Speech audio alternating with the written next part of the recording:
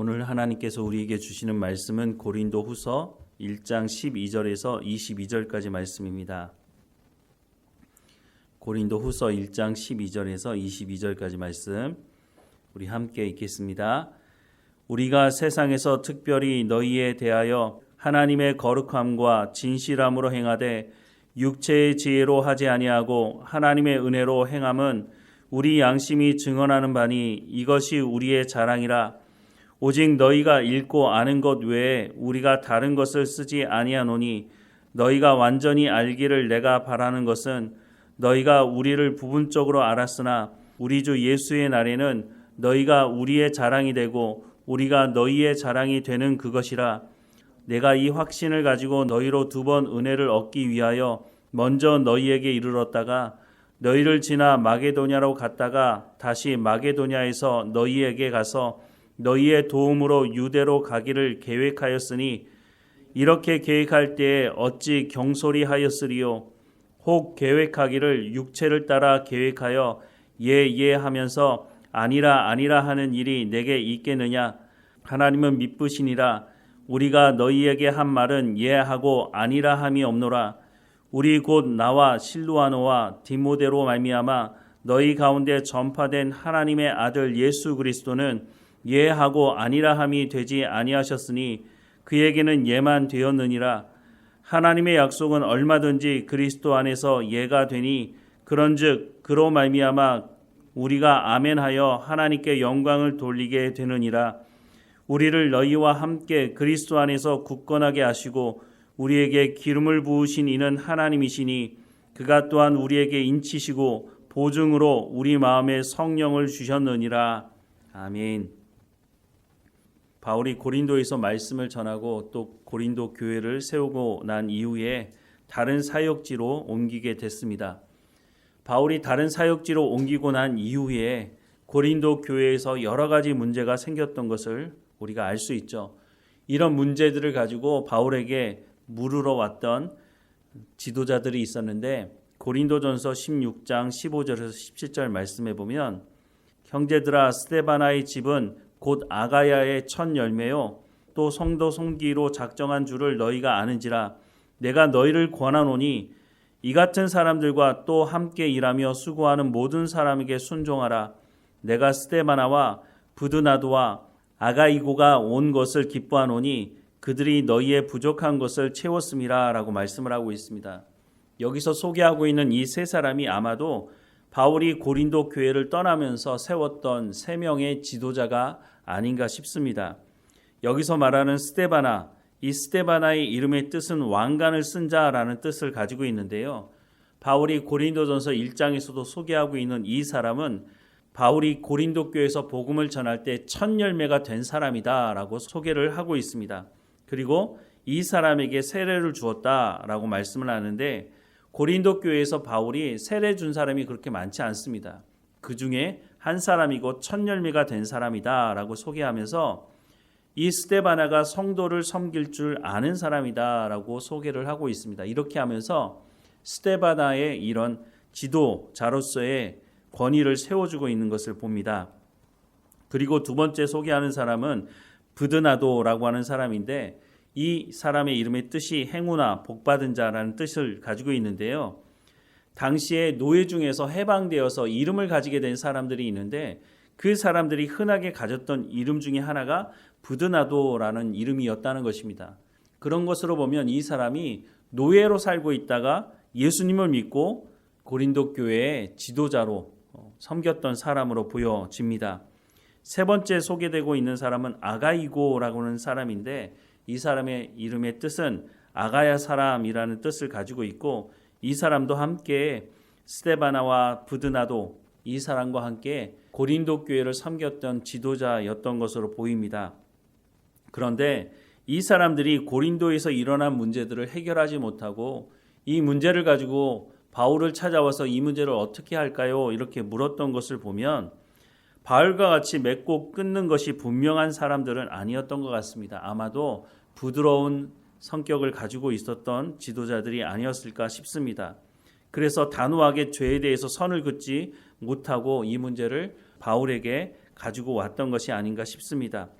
바울이 이 문제에 대해서 이렇게 하는 것이 좋겠다라고 편지를 쓴 것이 바로 고린도 전서인 것이죠. 그런데 문제는 이 고린도 전서의 말씀을 받아들었던 문제를 일으켰던 사람들이 그래 바울 사도가 이렇게 말하니까 내가 잘못됐구나라고 하는 것을 깨달은 것이 아니라 오히려 이 사람들이 바울에 대해서 공격을 했다는 것이죠.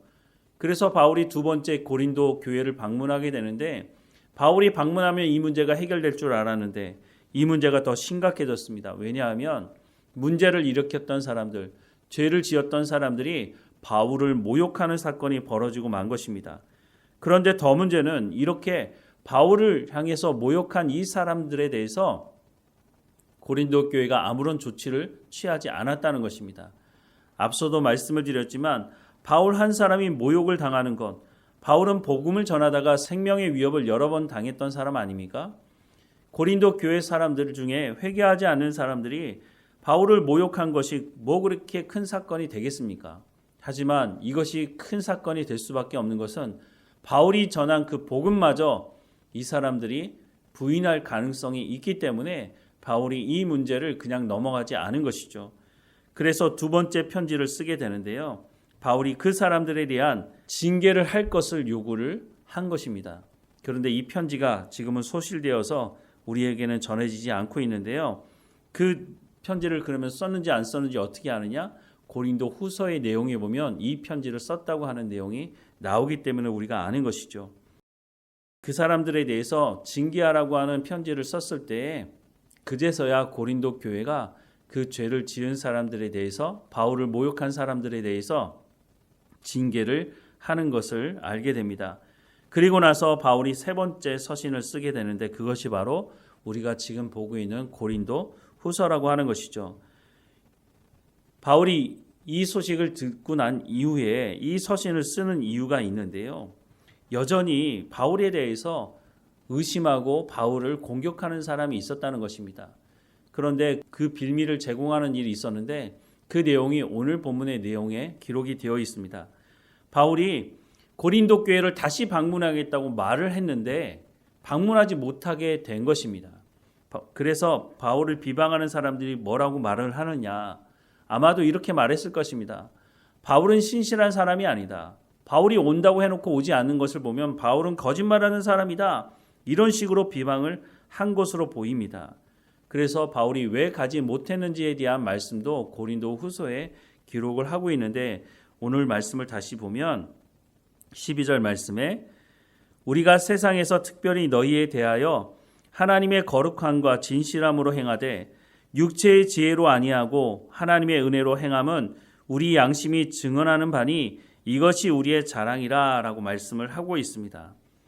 바울은 고린도 교회에서 사역할 때 고린도 교회로부터 재정적인 후원도 받지 않았습니다. 왜냐하면 고린도 교회가 가난해서가 아니라 바울이 돈을 밝히는 사람이라고 오해할 수 있는 사람들이 있었기 때문입니다.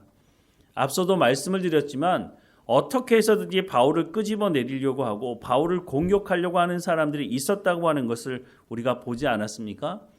그러면 바울이 사역하던 때도 아마도 이런 사람들은 여전히 있었을 것입니다. 그래서 바울의 목적은 복음을 전하는 것인데 내가 고린도 교회로부터 재정적인 후원을 받고 그것이 돈을 밝히는 바울이라고 하는 오해를 일으킬까 봐 바울이 고린도 교회를 향해서 재정의 후원을 요구하지도 않았다고 하는 것이죠. 13절 말씀, 14절 말씀을 보면 오직 너희가 읽고 아는 것 외에 우리가 다른 것을 쓰지 아니하노니 너희가 완전히 알기를 내가 바라는 것은 너희가 우리를 부분적으로 알았으나 우리 주 예수의 날에 너희가 우리의 자랑이 되고 우리가 너희의 자랑이 되는 그것이라 라고 말씀을 합니다.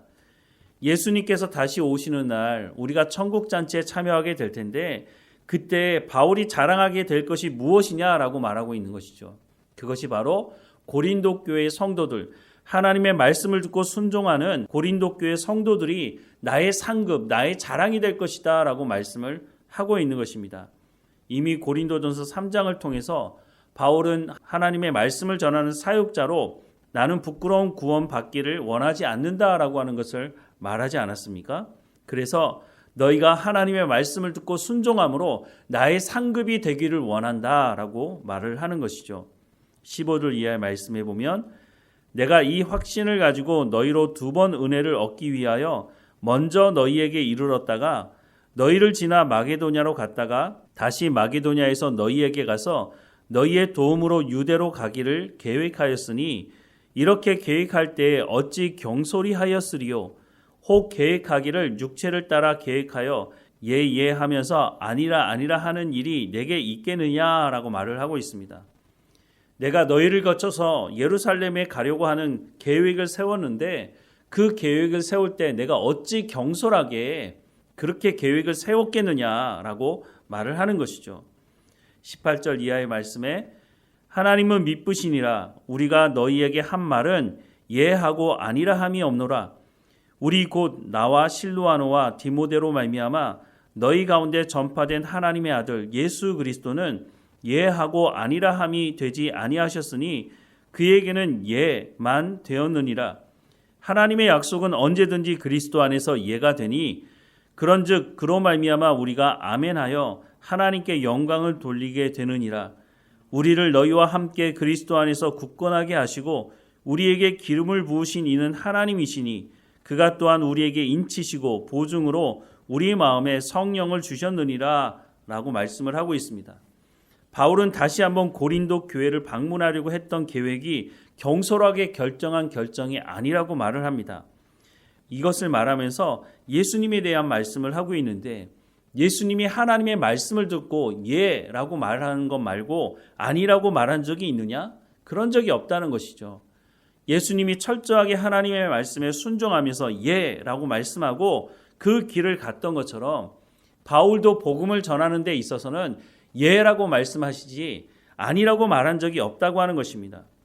바울이 고린도 교회에서 사역을 하면서 얼마나 신실하게 고린도 교회 성도들에게 하나님의 말씀을 전하고 고린도 교회를 섬겼는지를 기억해 보라고 말을 하고 있는 것이죠. 그러니까 내가 가기로 했는데 가지 못한 것은 다른 이유가 있다라고 하는 것을 말하는 것이지 내가 일부러 너희에게 가겠다고 말하고 가지 못하는 거짓말을 하는 그런 사람이 아니다. 그러니까 나를 비방하는 그런 사람들의 말에 귀를 기울이지 말라고 말을 하는 것이죠. 시쳇말로 고린도 교회를 섬기는 바울은 뼈를 갈아 넣으면서 사실은 복음을 전했던 것을 기억해 보라고 말을 하는 것이죠. 오늘 목회를 하는 목회자들은 이 말씀을 마음에 새겨야 할 것입니다. 어떤 목회자들은 자신이 교회의 주인인 것처럼 그렇게 행사를 하는 사람들이 있죠. 바울은 고린도 교회를 개척했음에도 불구하고 자신이 주인처럼 이래라 저래라 말을 하지 않습니다. 오직 예수 그리스도만이 드러나면 된다고 바울은 말하고 있는 것이죠. 자신이 모욕당하는 것, 나 그런 모욕 당할 수도 있다. 그런데 내가 모욕당하는 것 때문에 예수님이 모욕당하면 되지 않지 않느냐라고 말을 하는 것이죠. 내가 모욕당함으로 말미암아 내가 복음을 전했는데 그 복음의 말씀이 너희에게 거부가 되면 그것은 문제가 더 심각해지는 것이 아니냐. 그러니까 나를 모욕한 그 사람에 대해서 회개하고 돌이킬 기회를 주어야 할 뿐만 아니라 내가 너희에게 가겠다고 말을 했지만 가지 못하게 되는 사정이 있어서 가지 못한 것에 대해서 비방하고 비난하는 그 사람에 대해서도 회개하고 돌이킬 기회를 주어야 한다라고 하는 것을 말해주고 있는 것이죠. 하나님의 말씀에 더 귀를 기울여야 합니다. 하나님께서 말씀하시는 이 말씀대로 우리가 순종하는 삶을 살아가라고 말씀해주고 있는 것이죠. 다시 한번 오늘 본문의 말씀을 마음에 새기면서 하나님 말씀에 우리가 예하고 아니라고 말하고 있지는 않은지 우리의 삶을 다시 한번 돌아봐야 할 것입니다. 하나님은 말씀하신 것을 반드시 이루시는 분이십니다. 하나님의 말씀에 온전히 순종하려고 했던 그 바울과 같이 오늘 우리도 하나님 말씀에 온전히 순종하며 살아가는 우리의 삶이 되어야 할 것입니다. 예수님께서 하나님의 말씀에 예라고 말하고 순종했던 것처럼 우리도 그와 같은 삶을 살아가야 할 것입니다. 기도하겠습니다. 사랑하는 하나님, 우리가 교회 안에서 함께 공동체로 하나님을 예배한다고 말하면서도 하나님의 말씀을 온전히 듣지 못하고 순종하지 못한 부분이 있는지 우리의 삶을 살펴보도록 은혜를 베풀어 주옵소서. 바울이 복음을 전하기 위해서는 자신이 어떤 처지에 있는지가 중요한 것이 아니라 하나님의 말씀이 예수 그리스도가 드러나길 원했던 것처럼 오늘 우리도 깨어있게 하시고 예수 그리스도만 우리 가운데 드러나는 삶이 될 수 있도록 은혜를 베풀어 주옵소서. 오늘 우리 가운데 맡겨진 모든 일에 충성을 다하게 하시고 우리가 삶을 살아가는 삶의 현장에서 예수님만 우리의 삶을 통해 드러날 수 있도록 하나님의 영광이 드러날 수 있도록 은혜를 허락해 주옵소서. 우리 가운데 늘 감사하는 삶이 끊어지지 않게 하시고 늘 하나님께 영광을 돌리며 감사하는 우리의 삶이 될 수 있도록 은혜를 베풀어 주옵소서. 우리 삶의 모든 문제도 하나님께 내려놓습니다. 불쌍히 여겨주시고 우리의 삶에 일어난 문제 때문에 하나님을 바라보지 못하는 일이 일어나지 않도록 오직 하나님만 바라보는 우리의 삶이 될 수 있도록 은혜를 허락해 주옵소서. 늘 우리와 함께 하시는 하나님 감사드리고 예수님의 이름으로 기도드립니다. 아멘.